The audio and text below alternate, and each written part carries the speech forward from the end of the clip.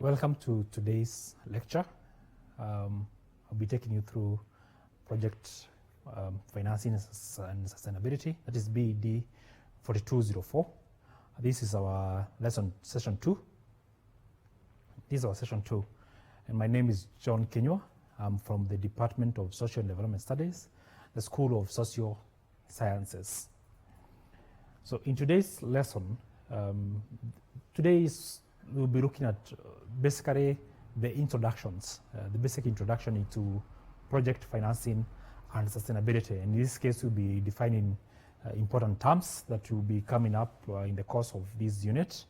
And then we'll also be looking at to introduce you into what the project financing is all about. We'll talk about the characteristics of project financing. And then we will talk about the parties that are normally involved, or the stakeholders that you normally expect to find involved within the project financing arrangements. And then you also look at some of the benefits and some of the limitations of project financing. So to begin with, we want to define what project financing is. Project financing, as you'd say, is the use of non-recourse. Notice the word non-recourse, or limited recourse financing to implement or to fund a project. That's the definition that's normally given by the World Bank. And the World Bank are big players, or they're major funders of financiers of project financing. And so in this case, we are saying that is the use of non-recourse or limited recourse financing. Now, the financing of a project is said to be non-recourse when lenders are repaid only from the cash flow generated from the project, or in the event of complete failure, project failure, that the project has not been implemented or has failed completely, the money is recovered from the value of the project's assets. Now, in this case, lenders may also have limited recourse to the assets of the parent company sponsoring a project.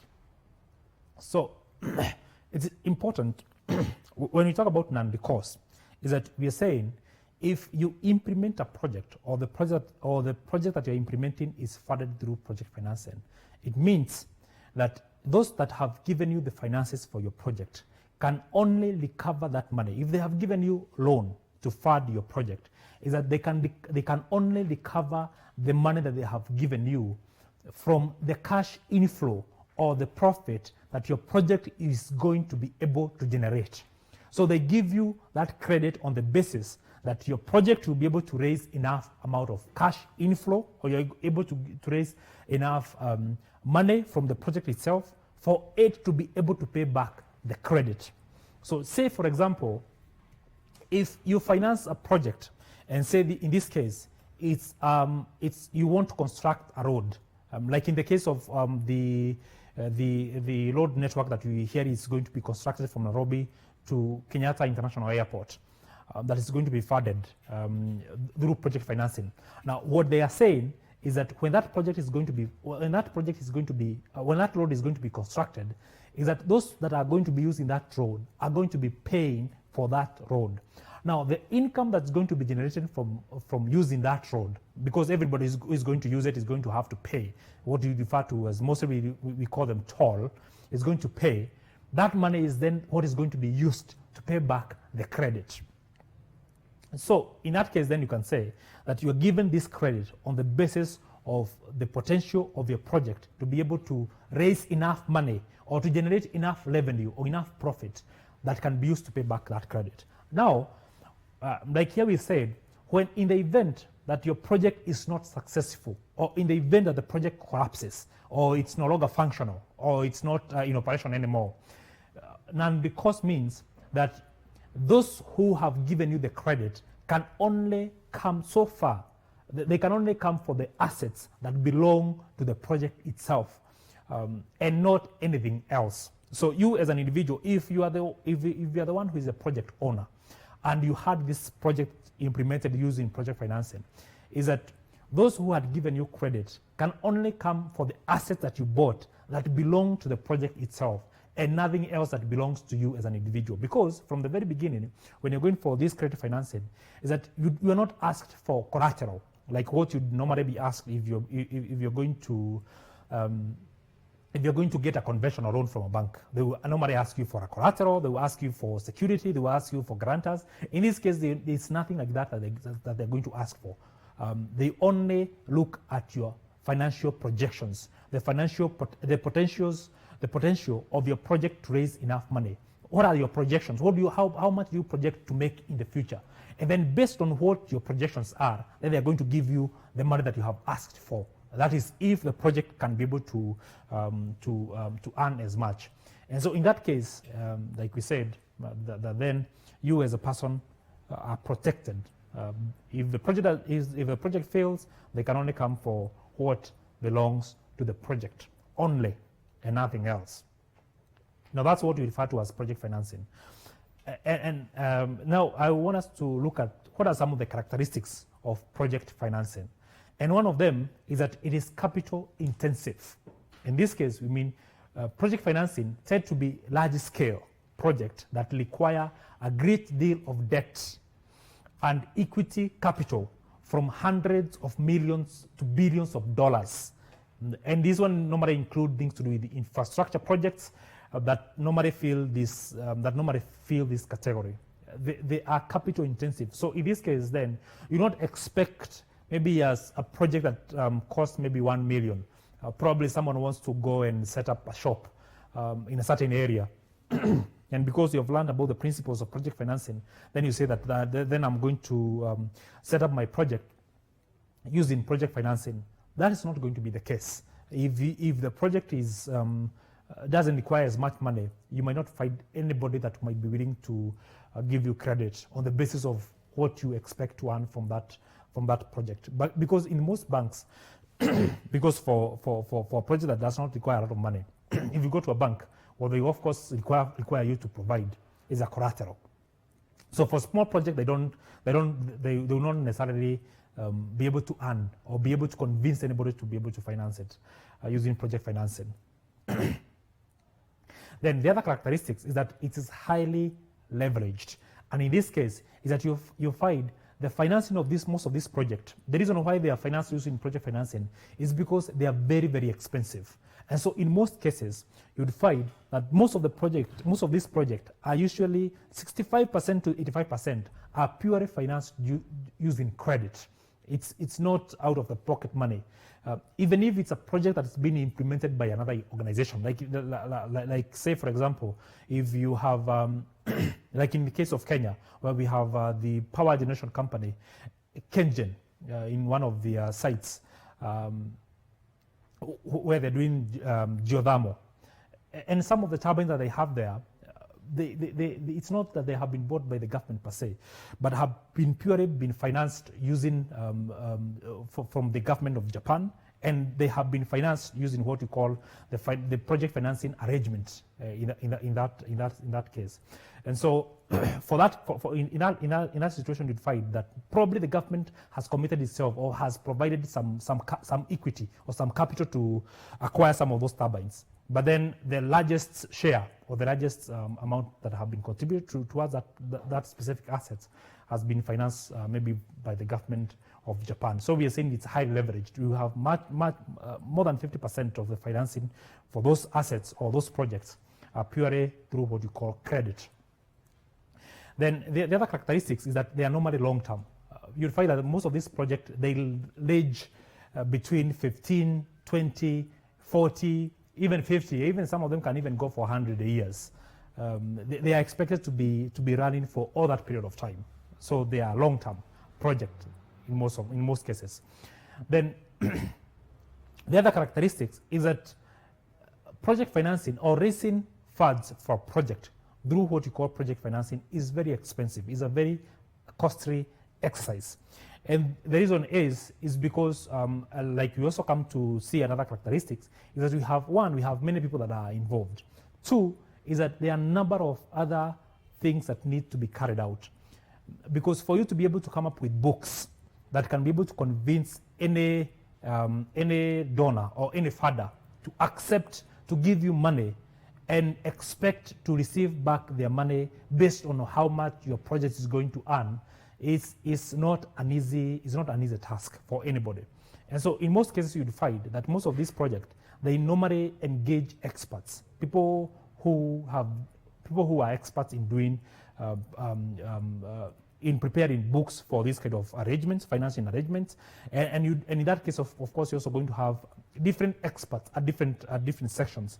Maybe if it's in a case of a road construction that you want to do using project financing, then you're going to have engineers, and not just engineers, but people who have had experience. They know how, not only how roads construction and costs go about, but also things to do with how rolling out a possible toll correction facility would normally work within specific environment. And we also have to have experts, maybe things to do with looking at risk analysis, being able to look, you also have to have experts in finance. People would be able to project into the future and say how much cash flow they expect from your project. People would also be able to look at different scenarios. And so it's a very expensive. And you also have to have legal experts being involved. You also have to have banks being involved. And all of them, they come at a cost. And so it's normally very expensive. And that's why we are saying that in most cases you find that project would have to be quite, it would have to be a project that requires a lot of money for you to be able to offset some of these costs, because the costs are way too high. Then the other characteristic of project financing is that it is an independent entity with a finite life. And in this case is that in contemporary project financing, they frequently rely on a newly established legal entity known as a project company, which has the sole purpose of executing the project and which has a finite life. So it cannot outlive its original purpose. And in this case, what we are saying is that some of the projects that are implemented, you find that these projects that are housed within another company, like the example that we gave for Kengen. But take, for example, if it's a private institution, or in this case, probably it's even the construction of a road, like the one that we have referred to. So for the construction of a road that's going to be constructed by maybe a company, is that you have that construction of road the company that is going to construct that road, they have many more other projects that they are carrying out there. And road is just one of the projects that they are going to be implementing. And so we are saying that project itself has a finite life. It has a beginning. When is the project going to be implemented? From now up to when? So it has a life in itself, and it is finite. It has a beginning and it has an end. And so when you're coming to plan for project financing, is that you have to lay out how then that the credit or the loan that you have been able to, or that you're going to acquire to finance that project, how it's going to be offset, or how it's going to be cleared or paid within the time when the project will be operating. And in the case of assets, in the case of where you have been able to acquire an asset through project financing, then it will be important for you to be able to demonstrate how that specific asset is going to generate enough revenue to be able to offset the credit within the time when the project, when that facility is still active. Because, like we said, like you come to discover that all assets depreciate with the time. They depreciate until up to the point where they become obsolete. And you have to demonstrate that before it becomes obsolete, it's going to have cleared out the loan that you had acquired from the financiers. Then the other characteristics is that project financing is an non-recourse or limited recourse financing. And here is the company, that is the borrower. and here, this one we have discussed, saying that in most cases that this one, it's only limited, that you acquire the credit, but this credit is only paid based on what the project is able to generate, and the debtors, or those have given you, or that have given credit to the project, can, if in the event that the project is not able to take off, or in the event that the project fails, they can only be able to get back their money through the assets, or selling the assets that belong to the company only, or rather that belongs to the project only and nothing else in that case. The other characteristic of a project financing is that it's controlled. It has what you call controlled dividend policy. And in this case, to support the borrower, to support a borrower without a credit history, is a highly leveraged project. In a highly leveraged project with significant debt services, with significant debt service obligations, lenders demand receiving cash flows from the project as they are generated. And what we're saying here, the controlled dividend credit policy, dividend policy, is that once the project generates income or generates profits, the debtors, or those that have given you the credit, demands or require you to first of all pay off the credit. So there is no question of you first of all taking that money and start dishing out to other investors in the project. The priority is given to paying the credit for all the money that's going to be earned for all the period that the credit will still be in existence. Is that you earn the money. There is what is going to be used for the working capital, or to make sure that the project is still earning, things to do with taking with the operational costs, the recurrent costs. That one you're going to take care of. But anything on top, is the priority is going to be, first of all, to pay back the credit before starting giving additional dividends to other investors or to you as the owner. Then the other characteristic is that we have many participants, and like we said, is that in this case you have many parties that are going to be involved in project financing. And here you're going to have, in some cases, in the event that you're going to have maybe a government-to-government sort of project financing arrangement, then you're going to have participants from both governments. Then you're going to have the legal representatives from all the government. Then you're going to have the individuals who are going to be involved in the project implementation itself in terms of the company, because there's no project that's ever implemented by the government. You never say that if a specific project is being implemented by the government, and the government itself is going to implement it. Of course, they're going to implement it either through a company or through the ministry, and even if it's a ministry, it's still going to have to hire someone from the outside to go and implement that project. And so those individuals are going to be involved. Those companies are going to be involved. Then you are also going to have legal experts being involved. You're also going to have the banks, the financing, because this money, wherever it's going to come from, you still have to go through the banks before it gets to maybe the contractors or whoever else is going to be paid to carry out the project. So the banks are also going to be involved, and because it is huge amount of money, you might even have not only one bank being involved, but several banks to take care of that you don't then channel in too much money through one bank. Because what would happen if the bank itself collapses? So you're going to have several banks being involved. Then you're also going to have participants or the beneficiaries, maybe the customers also being involved. You're also going to have other people that might be affected by the project itself also being involved. You would also have people that are involved with the exports and imports. Because you also find that in most of these projects, this massive project financing project, is that sometimes some of the assets that are going to be used, they are normally imported, and they are expensive assets that are it's a huge amount of money that is normally involved. So you're going to have some of those individuals that are involved in when it comes to exports, or rather the imports also being involved, essentially things to do with the transport, the logistics. So we're going to have several number of participants that are going to be involved in that case. Like we said, things to do with analysts, experts, in that legal, in that specific profession, and all those others. Then the other characteristics of project financing is what we call allocated risk. And in this case, is because there are many risks that are going to be present within this kind of arrangement, project financing arrangement.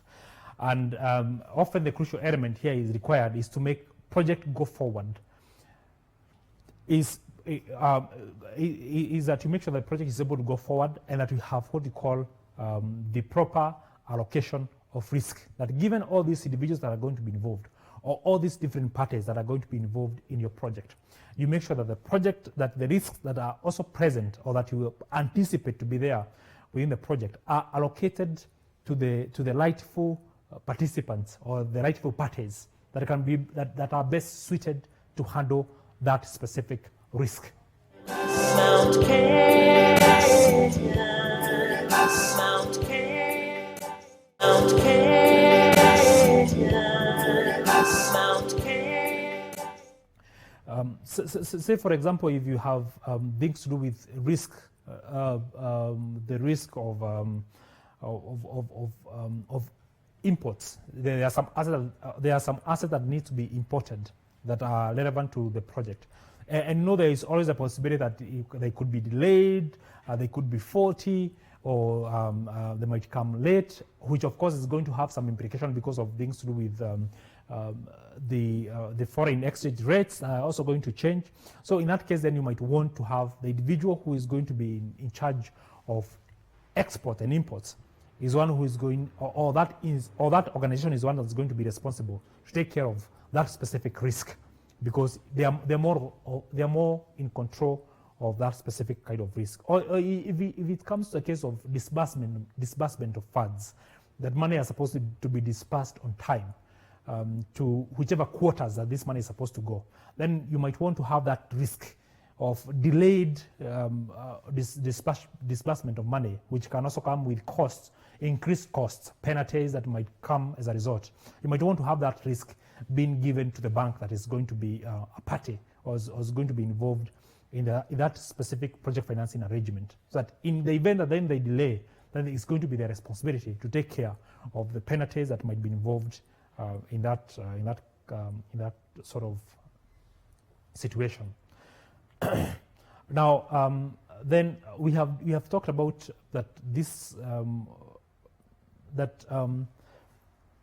one of the characteristics of this project financing is that we have many participants.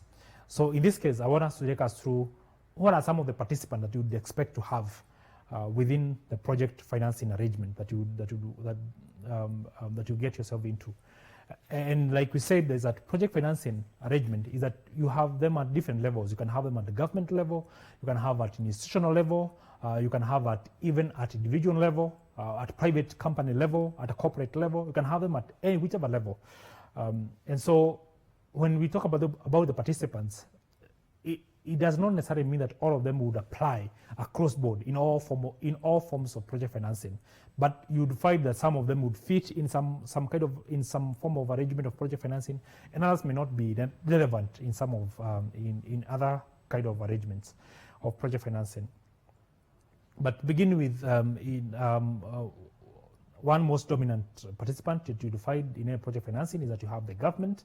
And this one may include the local government or even the national government, and here they will be in charge of things to do with approving a project, control of the state company that sponsors the project, responsibility for operating and giving environmental licenses, and if there are some standards that have been set by the government that are supposed to be met within a specific industry, then you're going to have some of the government agencies also being involved, make sure that you are able to meet those specific set standards in that specific environment where you'll be operating. And in some cases, there might also be major players, like in the event that the project financing itself is between government to government or even government to private institutions. Then the government there will also be involved in quite a big way. So their level of involvement depends on what kind of project are we talking about, essentially. But in most cases, they will also be involved. Even if it's a private project, then when it comes to licensing, when it comes to approvals, the government will have to be involved at some point. Then the other participant is what we call the project sponsors or the owners. And the sponsors or the owners are generally the project owners with an equity stake in the project. It is possible for a single company or a consortium to sponsor a project. When we talk about project sponsors or owners, here we are referring to the people who have come up with the project.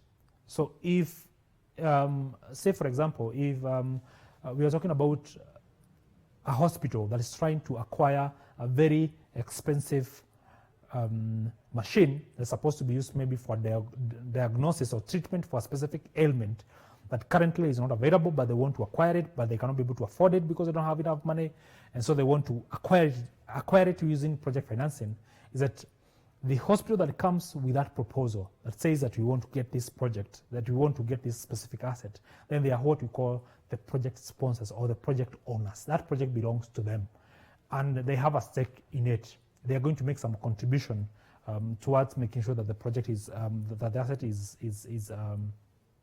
acquired. So they have a stake in it. Then the other is what we call the project company. And the project company is a single purpose entity created solely for the purpose of executing the project. And here it's controlled by project sponsors, and it is the center of project through its contractual arrangement with operators, contractors, suppliers, and customers. And here what we're saying is that whereas you have the project owners, those who have proposed the project itself, that then they go ahead and set up an arrangement, what you call a company, an arrangement, because the project financing itself is an entity by itself, like we said. It's an entity and has a finite life, but it is housed within a company. So when the company proposes what they want to do, that they put together a team that then is going to be responsible for seeing that this project has been carried to term itself. And so that's what we refer to as the project company. The individuals that have been hired and given the responsibility of implementing what the sponsors or what the owners want to achieve. That's what we refer to as the project company. And they are also major participants in project financing. The other is the contractors, or those people that are going to be involved in actual carrying out of the project. The contractor is responsible for constructing the project to the technical specification outlined in the contract with the project company. So in the event that the agreement here in this case is maybe to construct, say like we said, probably it's construct a road, or maybe to put up power lines, or to put up a power generating station in a specific area. Then the contractor is the one who's going to be responsible for doing the actual technical work of setting up the project, or doing the actual work, if it's a case of construction, then constructing or setting up the project or the asset itself, and make it and make sure that it's running as it's supposed to. Then we have what we call the operators. And operators are responsible for maintaining the quality of the project assets and operating the power plant or the pipeline. In the case the project is about power plant or is about the pipeline, at maximum efficiency. And it's mostly not uncommon for operators to also hold an equity or a stake in a project. These are the people that are involved in the running of the project on a day-to-day basis, because once that has been set up, then there's someone who's going to be responsible for making sure that the project is running and running efficiently, essentially. And what you're saying is that sometimes you might also find that even them, they have a stake, and it will be important for them to also have a stake, because if they do, then it behoves them and becomes their responsibility. It is in their best interest for the project to operate efficiently, because they're also going to make something out of it. So it is not uncommon, like we're saying, for them to own a stake, or it's even preferable for them to make sure that they have a stake into the project. That if in the event that does not perform properly, then they too would also take a hit on it. Then the other participant that we have is what we call the suppliers. And the suppliers, this one they provide the critical input to the project. For maybe in this case, maybe for a power plant, the supplier would be the fuel supplier. But the supplier does not necessarily have to supply a tangible commodity. It could be something totally different, but they will be involved in providing some of the services that might be needed for the purposes of running the project effectively and efficiently, essentially. Then we also have what you call the customer, and the customer here is the party who is willing to purchase the project outputs, whether the output be a product or it be a service. These are the people who are going to be benefiting, or they are going to be the consumers of what is going to be generated from the project itself. And in some cases, we have what we call the off-takers, and especially if a project, say for example, what we have, the project that we have in Turkana that was set up for the power plant, the windmill power plant that was set up by a German company, I think. And in this case, they were only willing to set up the company if the government would commit itself to make sure that the power that's going to be generated from there, they're going to buy it. They're going to buy all the power that's going to be generated from there. And so in that case, that's what we normally refer to as the off-takers, or people that have committed themselves that you get the product, manufacture the product, that we are willing to buy this product at a certain costs. And those, of course, would be also your customers in that regard. Then we also have what we call the commercial banks, and the banks here represent a primary source of funds for financing, for project financing.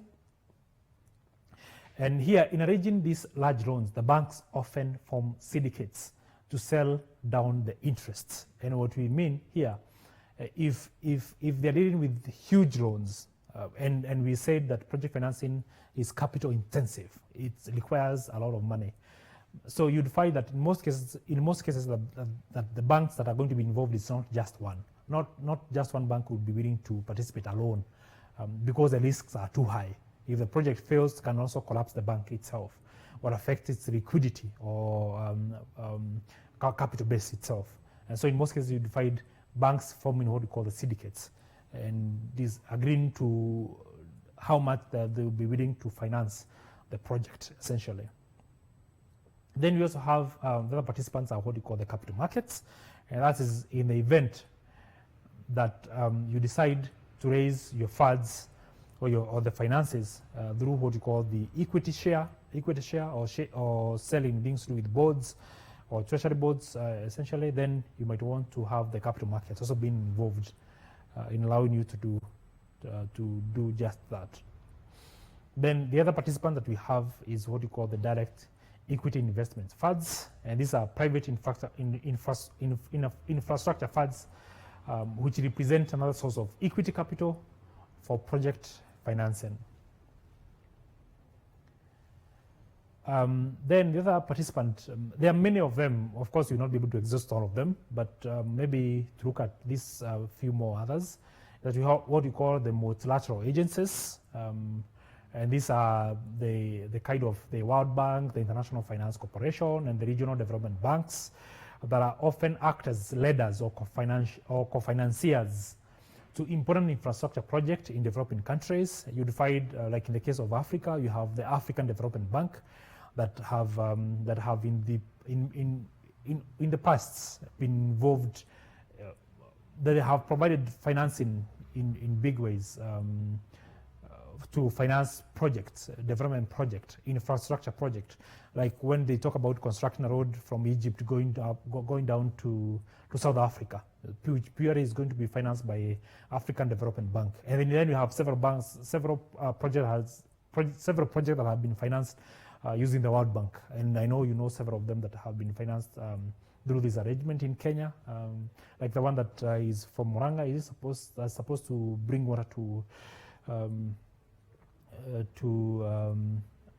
Nairobi from Murang'a, essentially, and we have most of them that are also involved. Then we also have what we call the export credit agency, and this is because infrastructure projects in developing countries in this part of the world also so often require imported equipment from developed countries, the export credit agencies, or ECAs, are routinely approached by contractors to support some of these projects when they're going to import some of these sometimes very expensive assets that are supposed to be used in the project.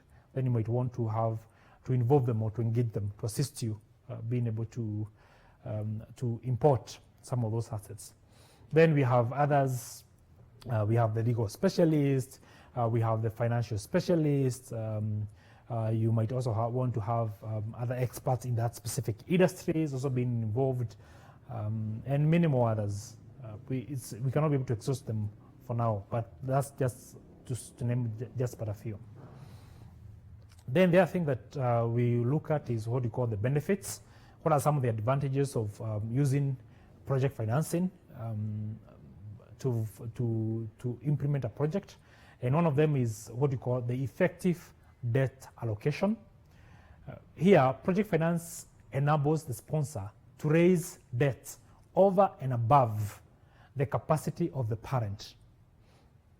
This borrowing can be viewed in an individual capacity and is not impacted by the credit reputation of its sponsors. And what you mean here is that when you're going for a conventional loan, maybe from a bank or from any other institution that might be willing to give you credit, is that for a conventional loan, they will give it to you based on your worth. How much are you worth? How much can you be able to afford? You probably as an individual or even as an institution, how much can you be able to afford?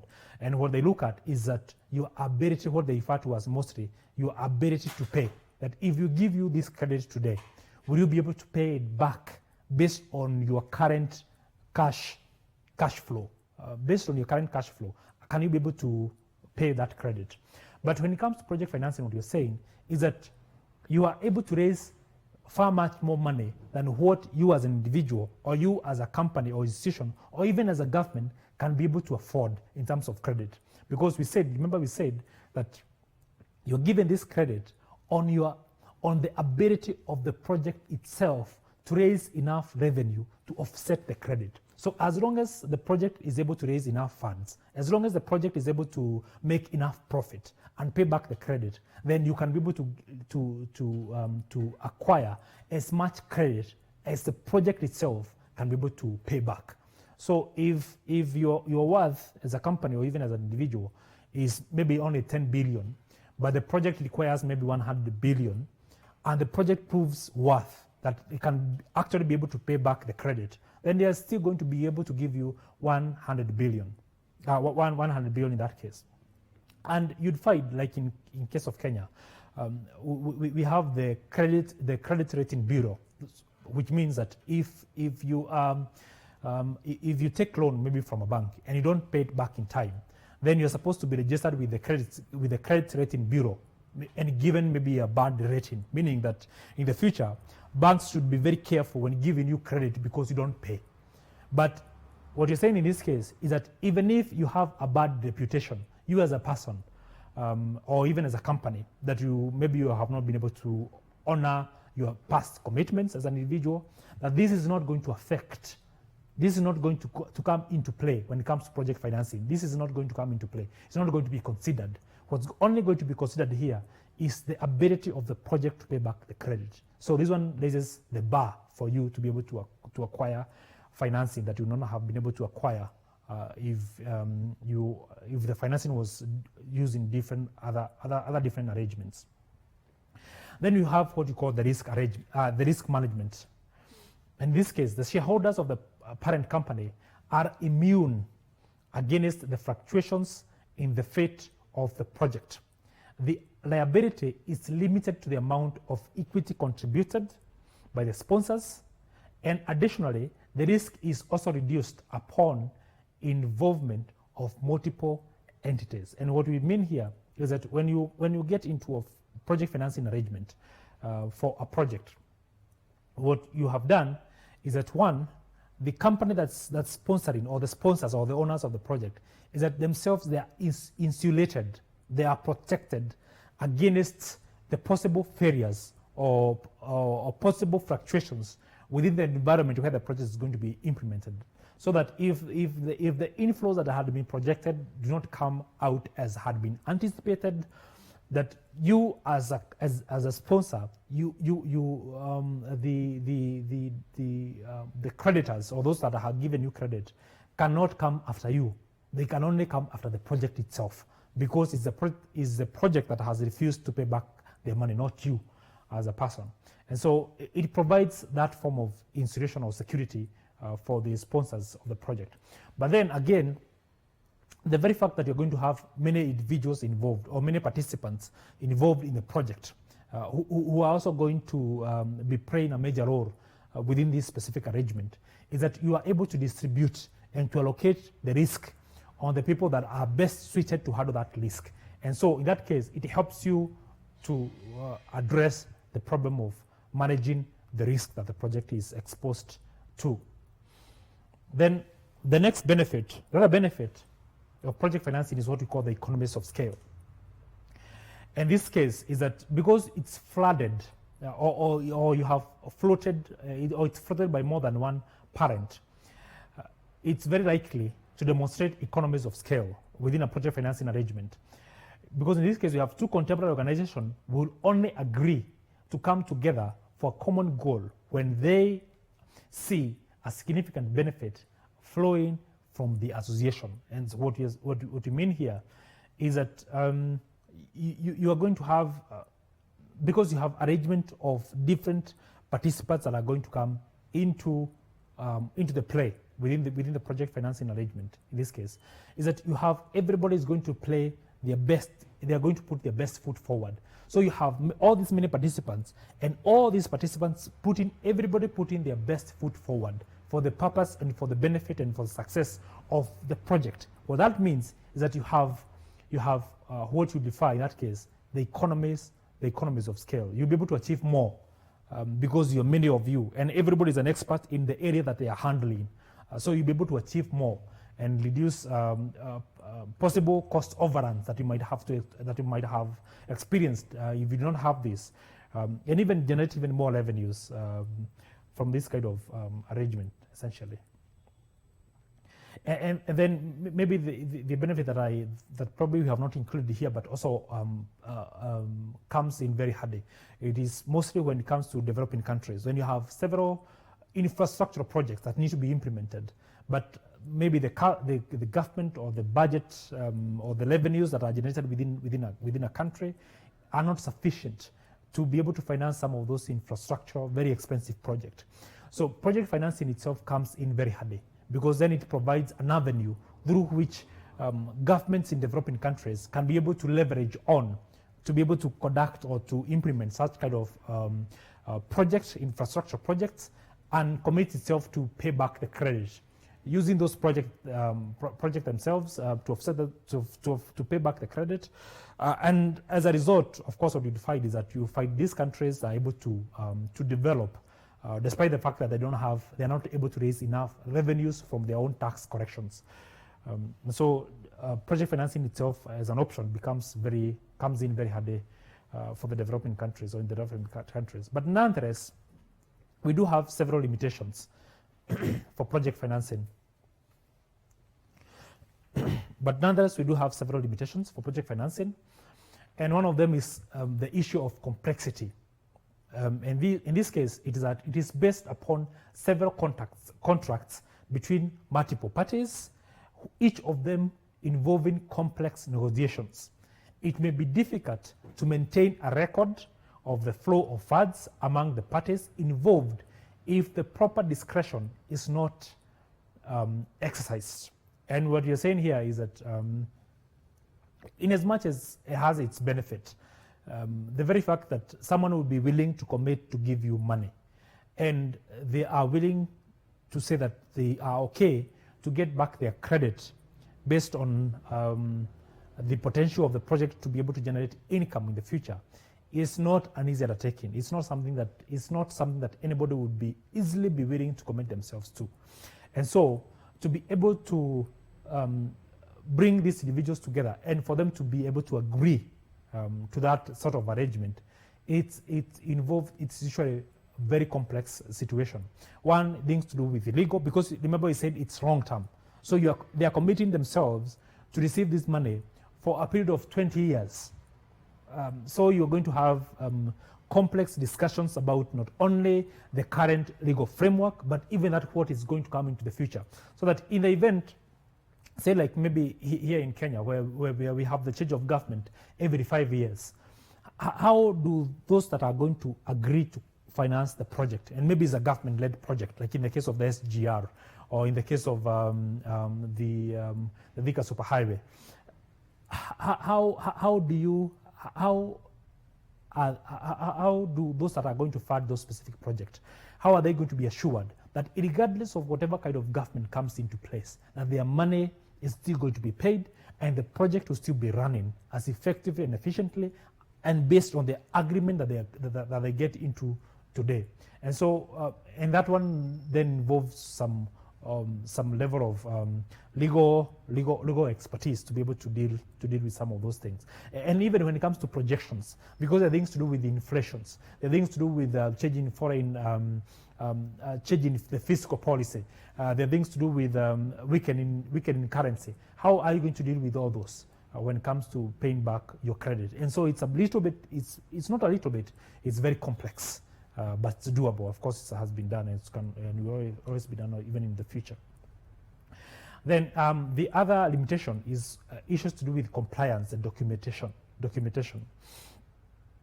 Now, at all stops, setting up a special purpose vehicle. This is the project financing, which is here we refer to as SPV. This is special project vehicles. These special purpose vehicles faces resistance. Banks and financial institutions perform extreme due diligence and checks before extending even a penny of credit. This is mainly for the reason that a special purpose vehicle holds separate legal status. And we are saying the reason why they would have to perform extreme due diligence before they give you a penny is because if the project fails, they cannot come after you. They only come after the project. So they have to be careful, extremely careful. And so for them to be able to agree to give you the credit, going through this compliance and documentation, we are saying you're going to face a number of challenges. And in most cases, the most obvious answer from most of those institutions, those that are committing to fund you, the most common answer when you first approach them is usually a no. It's normally a no. The first answer is always a no. And so it now behoves you and then the institution to prove to them that actually the project itself can be funded and can indeed be able to pay back the credit. Then lastly, the other limitation that you have or that you face under project financing is what you call constant expert assistance. And this is because project financing involves complex transactions and multiple parties. And therefore, availing the services of professionals and experts is inevitable. And therefore, setting up a dynamic model for availing credit and conducting businesses involves huge costs.